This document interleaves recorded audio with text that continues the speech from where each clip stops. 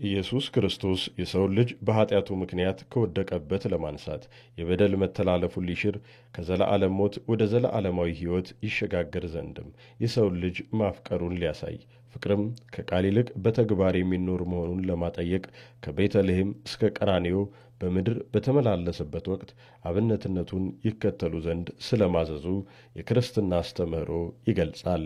ትንሣኤውን አስመልክቶም ለሕዝበ ክርስቲያኑ የእንኳን አደረሳችሁ መልእክታቸውን ያስተላለፉት የኢትዮጵያ ኦርቶዶክስ ተዋሕዶ ቤተክርስቲያን ፓትርያርክ ብፁዕ ቅዱስ አቡነ ማትያስ ክርስትና በቃል የሚነገር ብቻ ሳይሆን በተግባር የሚገለጥ መሆን እንዳለበት ከኢቲቪ ጋር በነበራቸው ቆይታ አስገንዝበዋል።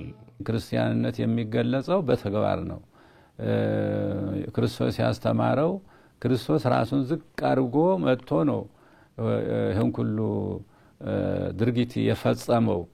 እኛ እርስ በራሳችን የክርስቶስ ተከታዮች ስማችን ክርስቲያን ተብለን ተጠርተናል። ስማችን በስም ብቻ ዋጋ የለውም፣ ስም ብቻ ዋጋ የለውም። በተግባር ክርስቲያናዊ ስራ ካልሰራን ክርስቲያናዊነቱ የት አለ?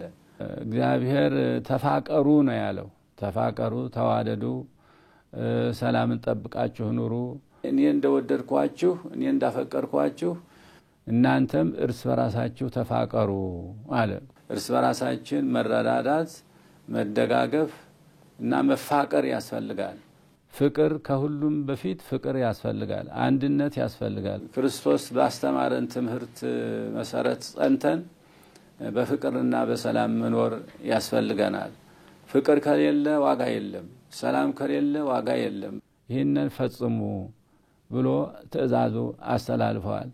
የኢትዮጵያ ካቶሊካዊት ቤተክርስቲያን ሊቀ ጳጳስ ብፁዕ ካርዲናል ብርሃነ ኢየሱስ በዓለ ትንሣኤን አስመልክቶ ከኢቲቪ ጋር በነበራቸው ቆይታ በጾም ወቅት የተደረገ ጾምና ጸሎት በጊዜና ሁኔታ ያልተገደበ በሕይወት ፍሬ የሚገለጥ ክርስቲያናዊ ምግባር ሊኖረው ይገባል ብለዋል።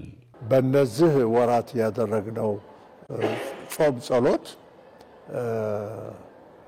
ፍሬው ምንድነው ብለን ልንጠይቅ ይገባል። ፍሬው መሆን ያለበት የእግዚአብሔርን ትእዛዛት ማክበር፣ ፈሪሃ እግዚአብሔርን መውደድ፣ እግዚአብሔር አምላክ የፈጠረውን ፈጣሪውን ሲወድና ሲያከብር ደግሞ እንዲሁም ወንድም እህቱንም ይወዳል። ከኛ ፍቅር ሲጠበቅ ጥላቻን የምናሳይ ከሆነ ተስፋ ሲጠበቅብን ተስፋ የሚያስቆርጡ ነገሮች እያደረግን በተለይ ወጣቱንም ሆነ ሌሎችን ሁሉ የምናሳዝን ከሆነ በአገሩ ላይ ከመኖር አገሩን ከማፍቀርና በዚች በተባረከች አገር ላይ ከመኖር ትቶ እንዲሰደድ የምናደርግ ከሆነ ምኑን ክርስቲያኖች ሆነ?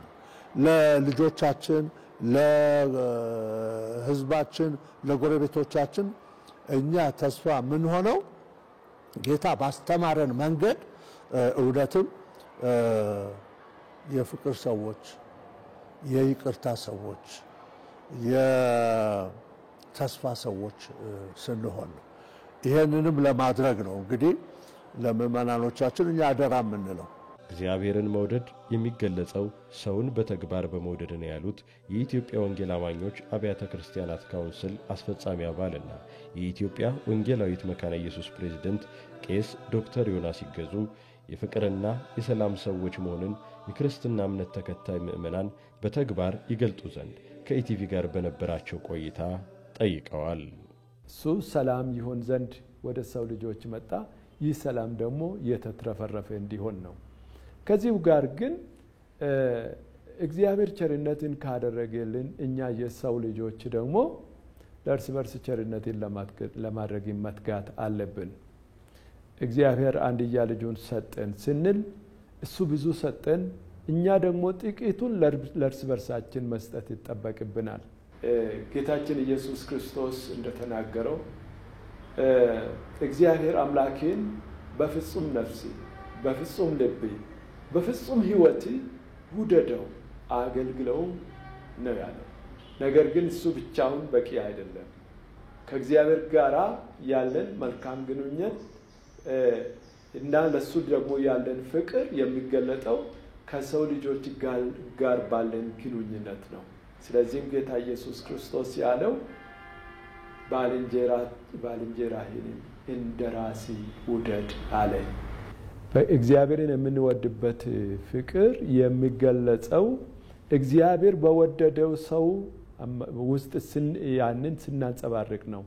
የተቸገሩትን ስንረዳ፣ ኑሮ የጎደላቸውን ስናግዛቸው፣ በመከራ የወደቁትን ስናነሳቸው፣ የኔ ሳንል ከራሳችን አሳንሰን ቆርሰን መስዋዕት በመክፈል ለሌሎች በጎ ስንውል የዛን ጊዜ እግዚአብሔርን ወደናል፣ እግዚአብሔርንም አገልግለናል ማለት ነው። ክርስቲያኖች የፍቅር፣ የሰላም፣ የእርቅና የይቅርታ ውጤቶች ነን ራሳችን። እግዚአብሔር ያንን ቸርነት አድርጎልናል።